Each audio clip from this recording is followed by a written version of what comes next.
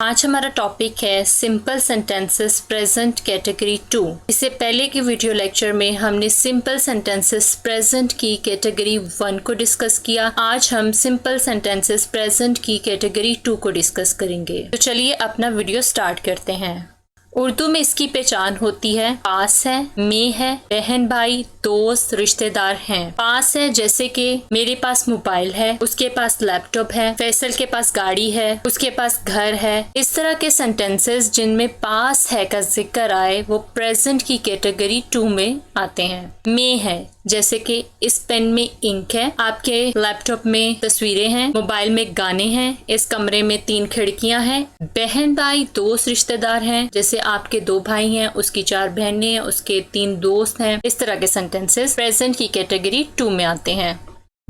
इस तरह के सेंटेंसेस को बनाने के लिए जो हेल्पिंग वर्ब इस्तेमाल होते हैं, अफर्मेटिव सेंटेंसेस बनाने के लिए हैज या हैव का इस्तेमाल किया जाता है। हैज का इस्तेमाल किया जाता है थर्ड पर्सन सिंगुलर सब्जेक्ट के साथ, बाकी सारे सब्जेक्ट्स के साथ हम हैव का इस्तेमाल करते हैं। और जब नेगेटिव सेंटेंसेस बनाएंगे तो थर्ड पर्सन सिंगुलर सब्जेक्ट के साथ डज नॉट हैव आएगा और बाकी के सब्जेक्ट्स के साथ डू नॉट हैव आएगा। हैज जो है वो नेगेटिव में डज नॉट हैव में चेंज हो जाता है और हैव जो है डू नॉट हैव में चेंज हो जाता है।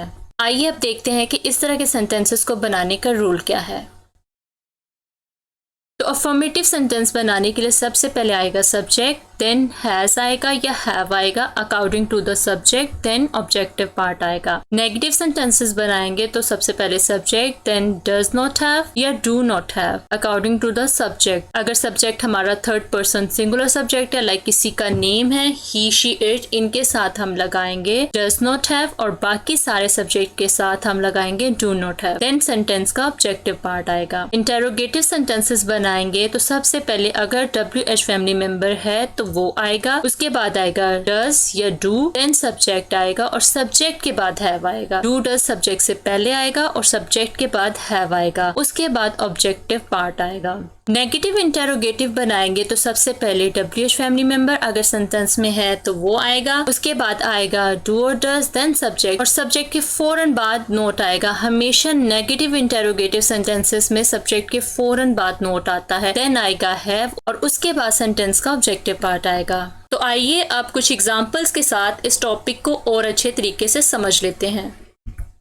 पहले हम देख लेते हैं अफर्मेटिव सेंटेंस। मेरे पास एक किताब है तो सेंटेंस बनेगा आई हैव अ बुक। पहले आया सब्जेक्ट आई और उसके साथ आया हैव, क्योंकि आई जो है वो थर्ड पर्सन सिंगुलर सब्जेक्ट नहीं है इसलिए उसके साथ हैव लगाया। I have a book. अब इसी का अगर नेगेटिव बनाना हो कि मेरे पास किताब नहीं है तो सेंटेंस बनेगा I don't have a book. Subject I के साथ डू नॉट हैव आएगा, I do not have a book. और जब इसका इंटेरोगेटिव बनाएंगे क्या मेरे पास किताब है तो सेंटेंस बनेगा do I have a book. क्योंकि यहाँ पे WH फैमिली मेंबर नहीं है इसलिए जो है सेंटेंस की शुरुआत डू या डज से होगी। क्योंकि हमारा सब्जेक्ट है आई तो आई के साथ आता है डू। पहले हमने डू लिखा, देन सब्जेक्ट, उसके बाद हैव और सेंटेंस का objective part a book. Do I have a book. तो अब एक सेंटेंस WH फैमिली मेंबर के साथ देख लेते हैं। मेरे पास किताब क्यों है। क्यों के लिए WH फैमिली मेंबर वाई का इस्तेमाल किया जाता है, क्योंकि अब इस सेंटेंस में WH फैमिली मेंबर है तो सबसे पहले WH फैमिली मेंबर आएगा, देन सब्जेक्ट के मुताबिक जो है डू डज आएगा, देन सब्जेक्ट, उसके बाद हैव और ऑब्जेक्टिव पार्ट।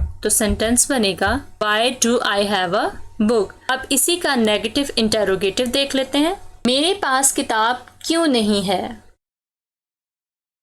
क्यों के लिए WH फैमिली मेंबर वाई आया, देन सब्जेक्ट के मुताबिक डू आया, then subject I, then not, then have और उसके बाद सेंटेंस का objective part a book. Why do I not have a book. Next example, उसके पास मोबाइल है।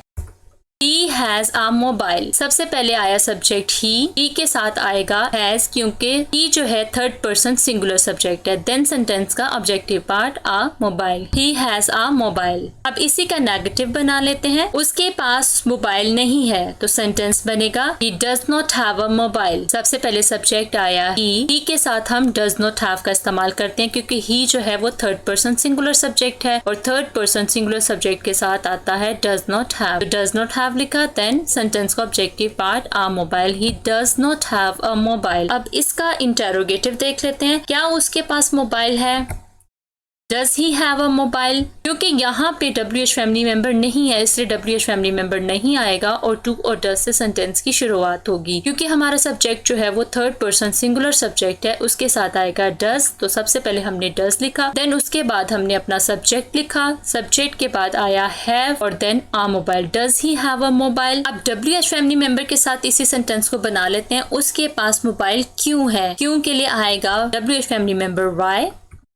सबसे पहले WH फैमिली मेंबर वाई आएगा, देन डज, क्योंकि सब्जेक्ट जो हमारा वो थर्ड पर्सन सिंगुलर सब्जेक्ट है। उसके बाद आया सब्जेक्ट हमारा ही, उसके बाद हमने हैव लिखा, हैव के बाद सेंटेंस का objective part, why does he have a mobile.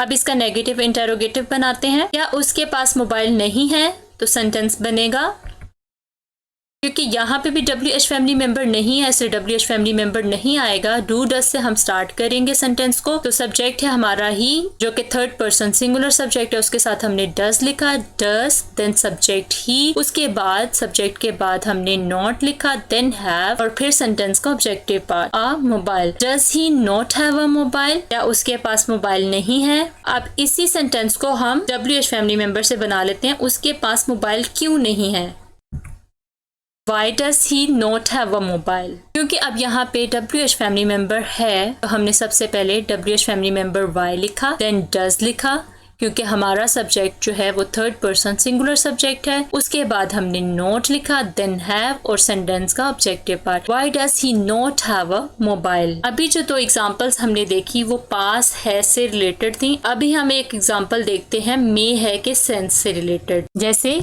इस कमरे में 3 खिड़कियां हैं। सब्जेक्ट हमारा क्या है, ये कमरा, इस कमरे के बारे में बात हो रही है, दिस रूम। सो सब्जेक्ट के अंदर कुछ है, सब्जेक्ट में कुछ है, इस कमरे में 3 खिड़कियां हैं। तो सेंटेंस बनेगा, पहले आएगा सब्जेक्ट, किसके बारे में बात हो रही है, इस कमरे के बारे में। क्योंकि सब्जेक्ट हमारा वो होता है जिसके बारे में सेंटेंस में बात की जा रही होती है या वो कोई एक्शन परफॉर्म करता है, वो हमारा सब्जेक्ट होता है। अब यहाँ पे तो सिंपल सेंटेंसेस में सब्जेक्ट कोई एक्शन परफॉर्म नहीं करता, तो यहाँ पे जिसके बारे में भी बात की जा रही होती है सिंपल सेंटेंसेस में, वो हमारा सब्जेक्ट होता है। अभी यहाँ पे बात की जा रही है इस कमरे के बारे में, तो हमारा सब्जेक्ट है ये कमरा। तो उसके लिए हम लिखेंगे दिस रूम। क्योंकि हमारा सब्जेक्ट जो है वो थर्ड पर्सन सिंगुलर सब्जेक्ट है, इसलिए हमने उसके साथ हैज लिखा। देन सेंटेंस का objective part, 3 Windows. This room has 3 Windows. अब इसी का जब नेगेटिव बनाएंगे, इस कमरे में 3 खिड़कियां नहीं है, तो सेंटेंस बनेगा this room does not have 3 Windows. सबसे पहले आया सब्जेक्ट, क्योंकि सब्जेक्ट जो है वो थर्ड पर्सन सिंगुलर सब्जेक्ट है और थर्ड पर्सन सिंगुलर सब्जेक्ट के साथ डज नॉट हैव आता है। हमने डज नॉट हैव लिखा, देन सेंटेंस का objective part, 3 Windows. This room does not have 3 Windows. अब इसका इंटेरोगेटिव बना लेते हैं। क्या इस कमरे में 3 खिड़कियां हैं, तो सेंटेंस बनेगा, क्योंकि यहाँ पे WH फैमिली मेंबर नहीं है और सेंटेंस की शुरुआत हम डू डज से करेंगे। क्योंकि सब्जेक्ट हमारा थर्ड पर्सन सिंगुलर सब्जेक्ट है, उसके साथ हमने डज लिखा, सबसे पहले डज आ गया, देन सब्जेक्ट हमारा क्या है, दिस रूम। उसके बाद आया हैव और देन सेंटेंस का objective part, 3 Windows. Does this room have 3 Windows? क्या इस कमरे में 3 खिड़कियां हैं? अब इसका नेगेटिव इंटेरोगेटिव देख लेते हैं। क्या इस कमरे में 3 खिड़कियां नहीं हैं? तो सेंटेंस बनेगा does this room not have 3 Windows? क्योंकि यहाँ पे भी WH फैमिली मेंबर नहीं है तो हमने डू डज से सेंटेंस शुरू किया। सबसे पहले आया does, then subject this room, subject के फौरन बाद हमने नॉट लिखा, देन हैव, देन सेंटेंस का objective part, does this room not have 3 windows. Next example, आपके 2 भाई हैं। अब बहन भाई दोस्त रिश्तेदार हैं, इससे रिलेटेड सेंटेंस है। आपके 2 भाई हैं, तो सेंटेंस बनेगा You have 2 brothers। सबसे पहले आया सब्जेक्ट, क्योंकि आपके बारे में बात हो रही है, आप मेरे सब्जेक्ट हैं, तो मैंने यू लिखा। यू क्योंकि थर्ड पर्सन सिंगुलर सब्जेक्ट नहीं है, इसलिए इसके साथ हैव आएगा। यू हैव, आगे सेंटेंस का objective part, 2 brothers। You have 2 brothers। अब इसी सेंटेंस का नेगेटिव बना लेते हैं।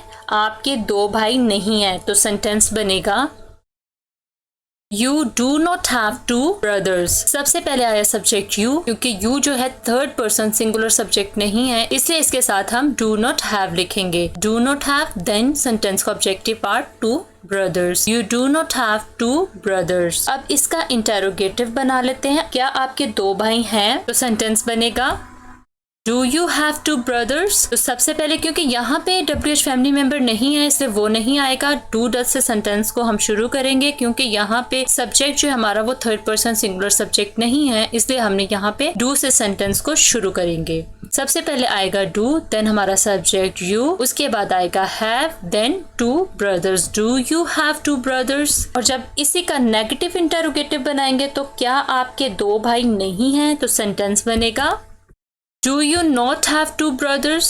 क्योंकि यहाँ पे भी WH फैमिली मेंबर नहीं है इसलिए डू डज पहले आएगा।